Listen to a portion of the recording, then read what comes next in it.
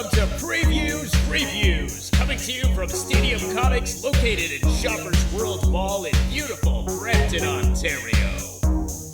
Here are your hosts, Kevin Hickey and Ricky Lima.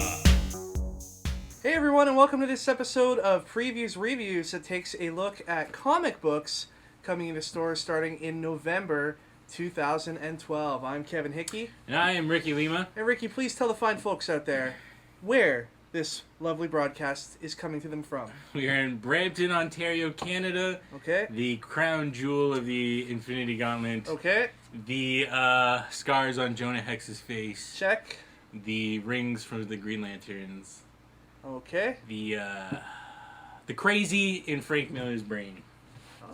And within all of that sits this little comic shop Yes. we know as Stadium Comics. Stadium Comics. All right, Previews is the magazine that you can pick up from your local comic shop, and you can order all kinds of awesome pop culture merchandise out of this catalog, especially comics. All of the new comics that are going to be coming out in November 2012 are listed in this book, and you should read it, study it, know it, and buy from it. Make love to it. That too. First up is Legend of Zelda Hyrule Historia hardcover. Dark Horse Books and Nintendo bring you the Legend of Zelda Hyrule Historia, containing an unparalleled collection of historical information on the Legend of Zelda franchise. This handsome hardcover contains never-before-seen concept art, the full history of Hyrule, the official chronology of the games, and much more. Starting with an insightful introduction by the legendary producer and video game designer Shigeru Miyamoto, this book is crammed full of information about the storied history of Link's adventures from the creators themselves. As a bonus, The Legend of Zelda Hyrule Historia includes an exclusive comic by the foremost creator of Legend of Zelda manga, Akira Himekawa. Man, you're very good with the Japanese names. You know. I've dabbled. So Kevin, do you play any of the Legend of Zelda games? I have. I mean, I grew up playing Legend of Zelda and A Link to the Past. And, games on other consoles. I haven't played any of the newer games in the last probably 5-10 years, but... Sorry. But what's so special about this is Nintendo's been really kind of safeguarding the timeline of the Zelda games. Like, when one takes place after another. Yeah. And then this book is when they finally reveal, like, when when games take place and stuff. Yeah, I know that's always been a hot topic of debate, and everyone's always had their theories. And this book is going to set the record straight once and for all. Set it straight. Now, this book was released in Japan back in 2011 to much success. It was a bestseller over there. And a lot of people have been eagerly anticipating this transition to the English version of it. And we're told that it's going to be a very faithful translation, almost word for word, from the Japanese version to the English version. So it's going to be very confusing. Yeah. None of the grammar's corrected, so Japanese sentences are a little bit backwards, and they also read from right to left. So it's just gonna be crazy. The cool thing about this book is, as soon as it was announced and put up on Amazon for pre-order, it immediately rocketed to the top of the bestseller Beat out list. all the 50 Shades of Grey. Yeah. 50 Shades of Link. I'd read that. That'd be good. Are there any other video game series out there that you feel deserves this encyclopedia-style treatment? Yeah, Mass Effect. Mass Effect? Yeah, each game essentially has an encyclopedia in it. Okay. And if they were to print that, it'd be a little bit easier to read. Because I don't want to sit there, put the game in, find the things I need to read, and read them. That's lame. So would it be like a... It'd be like... Yeah. It'd be gigantic. Several volumes? Yeah, probably. I think a cool game to have a encyclopedia-type reference for would be Paperboy. Or, why is that, Kevin? Or maybe even Frogger. Yeah. Yeah. Well, because I can't get past some of the levels. And it would have hints and in cheats. Yeah, you know. Nice. Moving along, we are above the law here in Stadium Comics. And you know who else is above the law? Judge Dredd. He is indeed. Judge Dredd #1 by IDW. In the 22nd century, crime runs rampant in Mega City 1, home to over 400 million citizens, robots, criminals, and lunatics. The only line of defense between anarchy and chaos are the judges. And Judge Dredd is the toughest of them all. In this Judge Dredd's 35th anniversary year, IDW is proud to reintroduce Judge Dredd to America in this all-new ongoing series. All right. You ever seen that clip on YouTube of Sylvester Stallone talking to another guy? He's like, I am the law. He's like, law. Yeah. That's awesome. that's That's pretty much essentially all I know about the Judge Dredd universe is that YouTube clip. The Judge Dredd is a huge deal in the UK. Not so much of a huge deal here in North America, but that could change. We've seen how well the North American public have picked up on stuff like Doctor Who and... Although I don't imagine this getting as popular as Doctor Who's not as sophisticated as Doctor Who. So. Agreed. And it doesn't have, Doctor Who's been around since the early 60s. Yeah, that's right. And this has been around for 35 years. We have a lot of British viewers. We do. What do you guys think of Judge Dredd? I've never heard of Judge Dredd until the movie, and then I forgot about it immediately after. Yeah. Well, it's the longest running strip in 2000 AD, which is a comics anthology book that's published in the UK. And he was once voted the 7th most popular superhero of all time by readers in the UK. That's 7? Yeah. It's much like how Stadium Comics and our YouTube channel has been voted 153rd most popular YouTube channel in Brampton, Ontario, Canada. Yeah. 153rd? That's pretty good, right? In Brampton, really? Yeah. That's like an actual stat? No. Oh, no. Yeah, I was about to say, like, what? Who are these other people? We've got to be in the top, like... Yeah, man. Oh, next to Fluffy. Fluffy, he's from... Yeah, he's from Brampton. Word Fluffy. So... The Sylvester Stallone movie from the 90s was universally panned by critics, but there is a remake coming this year, and Carl Urban is going to be playing the role of Judge Dredd. You know who Carl Urban is? Is he related to Keith Urban? No, but that would be kind of weird. He was a rider of Rohan in Lord of the Rings. Yeah, I don't know. And he's been in a whole bunch of other stuff. He's awesome. Nice. He's really good. Nice. I think he'd be well suited for this role. And the early reviews on Judge Dredd are very positive by the people that have seen it. It's going to be released at the Toronto International Film Festival next week.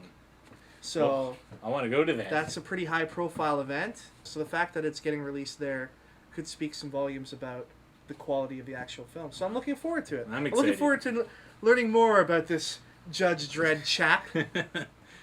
But yeah, it's can we talk about this retailer variant that we can get? Yeah, well, this is kind of cool. Like, if we order 500 copies of Judge Dredd #1, they'll give us 500 copies of the retailer variant, which is basically it's Judge Dredd kicking in the front door of your comic store. That's awesome. So we could have Judge Dredd kicking in the door of Stadium Comics. Can we do this? Can we get that? I don't know, man. 500 books, that's a big commitment for a title that's not it really is. that popular. Here. It's a cool idea, but I think we're gonna have to pass we don't even have doors here. If 500 of our UK fans speak up and want a copy of that book, then maybe we'll do that. We'll hook you up. Or one person who wants like 50. Or one person wants 500. That would be even more awesome. I'm looking at you. Just let us keep one. That's all we ask. All right, Ricky. You know, when Rob and I took over this comic store back in 2008. We dreamt of this day, and you know, the day has finally arrived. Please, and it's something that we've looked forward to, and prayed for. We've actually prayed. Yeah, we got down on one knee and prayed, and our prayers and our dreams have been realized. Don't hold me in suspense, Kevin. My Little Pony, Friendship is Magic #1. Yes. Welcome to Ponyville, home of Twilight Sparkle, Rainbow Dash, Rarity, Fluttershy, Pinkie Pie, Applejack, and all your favorite ponies. That's very good. Something's not right in the town, though, as some of the inhabitants are acting very, very strange. It's up to the main six to find the source of the weirdness before it's too late. That's clever. The main six? Main as in, like, Maine. As in, like... But you read that very well. We should start a Stadium Comics children's show. We should. Yeah, or maybe I can help out next time you guys do dramatic reading on the Flavorful Sauce channel. Yeah, maybe. We should do a dramatic reading of My Little Pony, Friendship is Magic #1. Done. That'd be pretty cool. But we'll get Buns to do like 90% of the voices, because he's awesome. Ricky, like, shed some insight on me here. What is the big deal with My Little Pony? So basically, like, My Little Pony was pretty, you know, it was mainly geared towards females. When I was growing up, it was like... And then, the people who did Powerpuff Girls, they got a hold of the My Little Pony license, and they made My Little Pony Friendship is Magic. Okay. And Powerpuff Girls was wicked. Yeah, it was pretty good. And this continues that. It's got a lot of humor that kind of adults can get, but kids, it just goes over the head, and it's, like, fine. So that's it. And then the animation, too, a lot of people seem to like, because it's very, like, very colorful and very well drawn and everything. So, the bronies. Now, let's talk about bronies. Right. Bronies are male fans. Yes. Some of them, you know, grown adults that are into My Little Pony Friendship is Magic. Yeah, for sure. Is that acceptable? Is that a cool thing? Sure, why not? I mean, like, I have no problem with it. Okay. I mean, it can get a little There's gross. extreme forms of of bronyism. Can I call it bronyism? There's, like, you know, erotic fan fiction and, you know. So that, I mean, I guess that's like with anything, though. That is true, you know. yeah. But, like, it's made even weirder considering this is, like, a children's show. Yeah, that is you know what I mean? Yeah, I mean, I don't remember any of this stuff going around for Powerpuff Girls. If it came out nowadays, there definitely would be. There would be? Yeah, you know, there's, like, clopping and stuff. We won't get into that. Well, I had a fun time having to explain to Rob what bronies were. He had no idea. And I had to fill him in a little bit. You're just showing him pictures, like, what? Yeah, the next second the cops were in here. I don't know. I right-clicked and saved as the wrong thing. I don't know what happened. No. But these books, I think, should see the same success as Adventure Time did. It's part of a pop culture... I'm not talking about the show. Yeah, no, I'm talking about the comic books. Yeah. It's part of this pop culture phenomenon that's going on right now.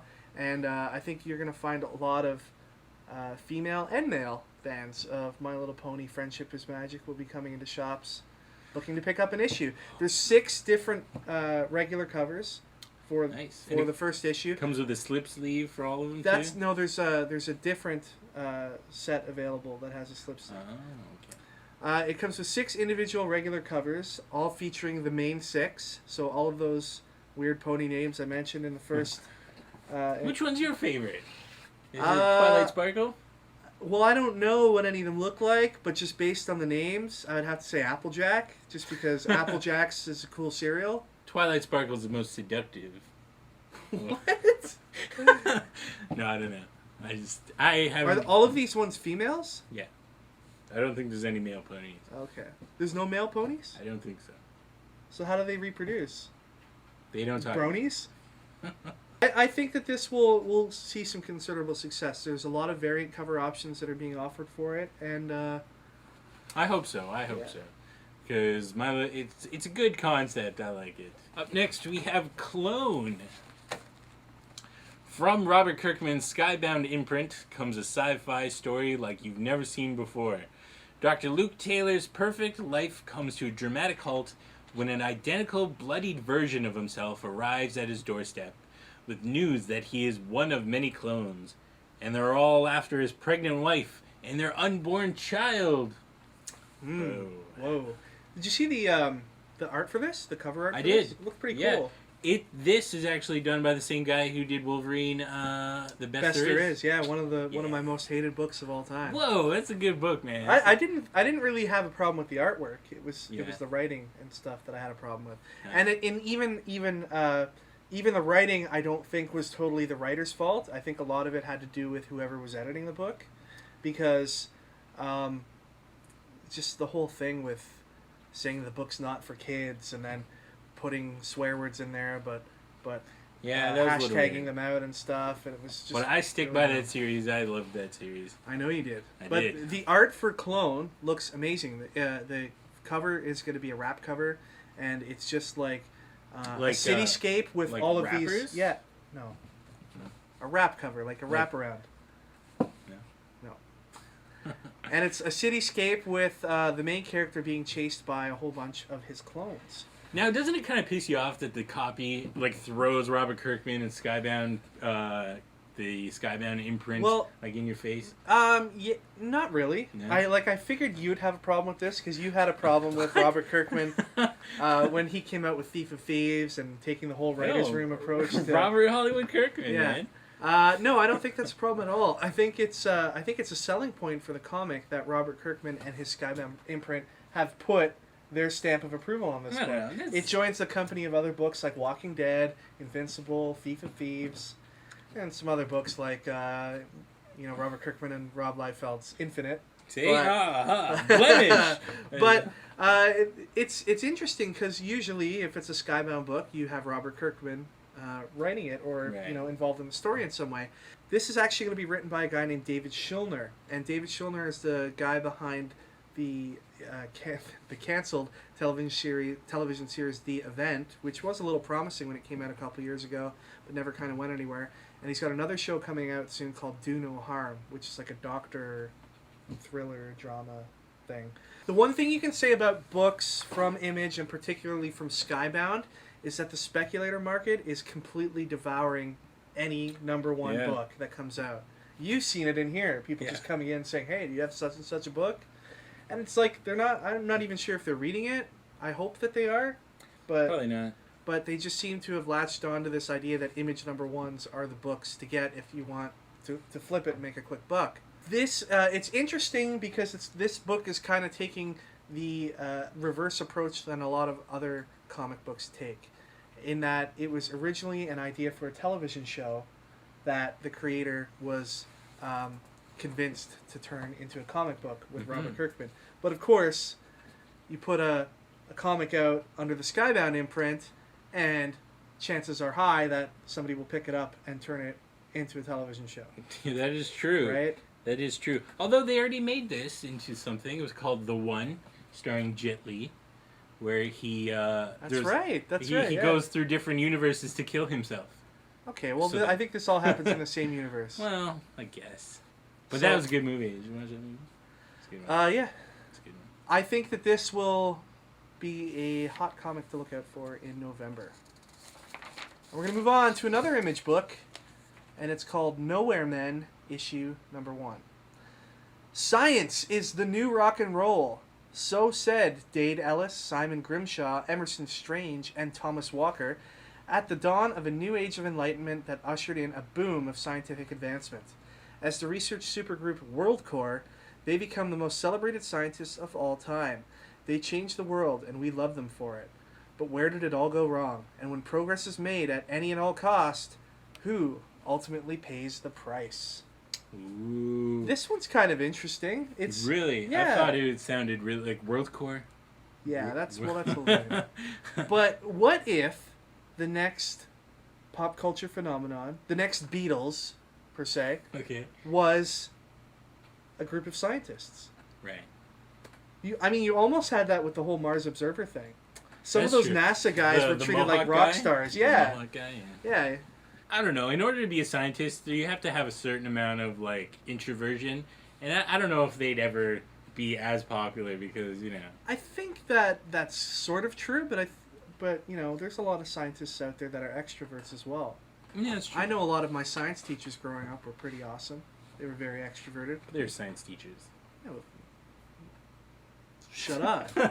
No, but this, so, like, I don't even understand what's, like, the point of it. Like, what happened? Well, they're keeping it very hush-hush. They don't want to... Eric Stevenson is the guy who writes it. He's the publisher for Image Comics. And he is keeping it very hush-hush. He says he wants it to be like when he went and saw Star Wars when he was a kid. He walked into the theater not really knowing what he was going to see. My book is so good. My book is the Star Wars, 1977 of 2012 comics. But he says he wants it to be like that experience. You walk into a theater, you don't really know what to expect from a movie, and you come out saying, wow, that was totally awesome. I totally didn't expect that. Or this was totally generic and a waste of time. When was the last time you saw a movie that you went in knowing hardly anything about it and came out thinking, wow, that's amazing? Inception, that blew my mind. I didn't know anything about it. And Drag Me to Hell. And Cabin in the Woods. All three of those movies I had no expectations. My mind was blown. I would think for me it was probably Starship Troopers. Well, that's like way back in the day. But that was like the one movie that always sticks out in my mind where I was like, what the hell am I going to see? And I go in and watch it. And I was like, oh my god, this is amazing. That was a good movie. Yeah. I did like it. So Nowhere Man. Be on the lookout for that. It's another Image Comics #1. I'm sure you can buy it on the day it comes out and then sell it on Thursday for $10. But up next, we have a revived gentleman, Shadowman from Valiant Comics. The next epic expansion of the Valiant universe starts this November in a new ongoing series by comic superstar Patrick Zircher and Harvey Award nominee Justin Jordan. There's a million dreams in the Big Easy, but now its worst nightmare is about to come true. As the forces of darkness prepare to claim New Orleans as their own, Jack Boniface must embrace the legacy he was born to uphold. As Shadowman, Jack is about to become the only thing that stands between his city and an army of unspeakable monstrosities from beyond the night. But is the mantle of Shadowman a blessing or a curse? And what is the true cost of his otherworldly power? The rebirth of a Valiant icon starts right here, when Shadowman strikes this November. You ever play the game, Shadowman? I never did. Did you? I did. Do you remember it? I do remember fond it. memories of it? I actually do, but I don't remember a lot of it. I remember, because it was so atmospheric, I remember, like, being scared. Yeah. But that's about it. Well, like, in researching this book coming out, apparently, when the game was released, it sold like a couple million copies. It wasn't a small deal by any means. N64 magazine gave it a rating at the time of 94%, which at that time was comparable only to two games, Donkey Kong 64 and Mario Kart Double Dash. So it's in some pretty good company there. Yep. Well, it was a good game back in the 64. But I've no knowledge of the comic. Nor do I. I mean, I've said in the past I didn't read any Valiant titles growing up, so all of this Valiant stuff is new to me. But it's all awesome to me as well. I'm loving every comic that they put out. Did you see the interior artwork for this? I did see. It looks amazing. It looks good. It looks very Valiant. Valiant seems, no matter how many artists they get, it seems to have a consistent. I don't know that I would necessarily agree with that. I don't like the artwork on Harbinger that much. Yeah. I think the artwork on Harbinger is a little weird. But I think the story for Harbinger has the most potential out of all the Valiant books. Patrick Zircher is the interior artist on this book, and Justin Jordan is the writer. He is the indie sensation behind The Talent of Luther Strode, which you should definitely read, Rick. You'd really like it. I was thinking about it, but yeah, it's awesome. Very violent. So is that a thing? Is to get indie creators to write totally these books? Totally. Well, Justin Jordan's also going to be writing a book for DC called Team 7. And of course, Marvel's famous for poaching the indie writers as well, with picking up Nick Spencer to write some of their books, and Sam Humphries, your buddy, on some other books. So that's the thing. Yeah, you make your big splash with an indie book, and then your career goes from there. That's the formula you got to follow, Ricky. I am. That's the Writing Comics 101 method right there. That's right. That's right. Now, this book is also going to feature... Valiant, of course, is known for their variants, so this book is also going to feature what's called a blackout variant, and it's hard to tell from the solicitation in there, but it looks like it's going to be like an all-black cover with kind of like somehow there'll be like a silhouette or something of the character. Like kind of like Metallica's Black Album. Yeah. So it's going to be pretty metal, I think. It reminds me a lot of Spawn, the Shadowman. And even the art that I've seen looks a lot like... It looks very McFarlane-esque, and I'm looking forward to it. I think it's going to be a big hit. A lot of people have been waiting for Shadowman. So the autumn of Valiant. Yes, it's very important, Ricky, that we don't say the fall of Valiant. We must say the autumn of Valiant. All right, and next we have all new X-Men #1, part of the Marvel Now relaunch. It's a blast from the past as the original 5 students of Professor X, Cyclops, Marvel Girl, Iceman, Angel, and Beast are plucked from the past and brought to the present. But what they find, the state of their future selves are in, and the state of Xavier's dream, is far from the future they dreamed of. And how will the X-Men of the present deal with their past coming crashing forward? All right. So this is part of the Marvel Now stuff, right? Yes. Interesting. Yes. So they're actually taken from the past? They're taken from the past. Really? And brought into the future. For what purpose, we don't know yet. But then their future selves are still there? Future selves are still there. What? And, well, any of the ones that are alive. I still maintain that I think Cyclops is going to die at the end of the AVX. Me too. Can we talk about time continuity here? All right. If you take them from the past and bring them to the future, then the past can't happen anymore. Therefore, the future doesn't exist. Because the people in the past are no longer there. It depends on what theory of time travel you subscribe to. What? Is time linear? If time is linear, then that's the problem with it. But if time, Ricky, I'm not going to go into time and relativity with you right now. I can't deal. Look it up on Wikipedia. There's a couple of different theories for time travel, but which would make something like this possible. It doesn't make sense. I don't know. I know. Well, if you take them, timelines. It just doesn't make any sense. Yeah. I don't know. I'm dumb, I guess. So, this is kind of going to be like X-Men First Class meets the X-Men of today. Is this going to be, what, the fifth retelling of X-Men First Class? Like, how many more retellings are we going to get? Well, I mean, it's not going to be like they're taking the people right from the 60s, because obviously that would make sense. So, these are just going to be versions of the X-Men that are maybe about 10 years younger than the ones that are appearing in the comics right now. But it's interesting, you have like Beast, being all blue and furry. Yeah. In today's comics is going to be face to face with the Beast that was just like a big guy with big hands and feet. Oh yeah. Okay. Jean Grey is going to be back in Marvel continuity because of this. How long these characters are going to be sticking around and for what purpose still remains to be seen. But Marvel is putting a big push on this comic. It's going to be their November. I guess it's going to be their top comic for November. The one that they're really putting a lot of promotional effort behind. They're going to be having launch parties at stores for it. At Stadium Comics. At Stadium Comics. There'll be all kinds of variants for it again. And all kinds of freebies and posters and pins and all that kind of stuff to accompany it. I guess. There's other Marvel Now books that are launching in November as well. Actually, a ton of them. We've got Captain America #1, Thor God of Thunder #1, Indestructible Hulk #1, Iron Man #1, X-Men Legacy #1, Fantastic Four and FF #1, and Deadpool #1, which is going to have interior art by Tony Moore, and that's going to kick ass. I'm telling you right now. And it's written by what's his name? Brian Posehn. Yeah. Who a lot of people say you sound like. Sure. Yeah, I can see it. Maybe I'm writing Deadpool. Whoa. Maybe you are. That'd be crazy. It would also be a bunch of marker drawings and with numbers in the corner. God damn it! You noticed that? We're referring, of course, to Ricky's Writing Comics 101 illustrations.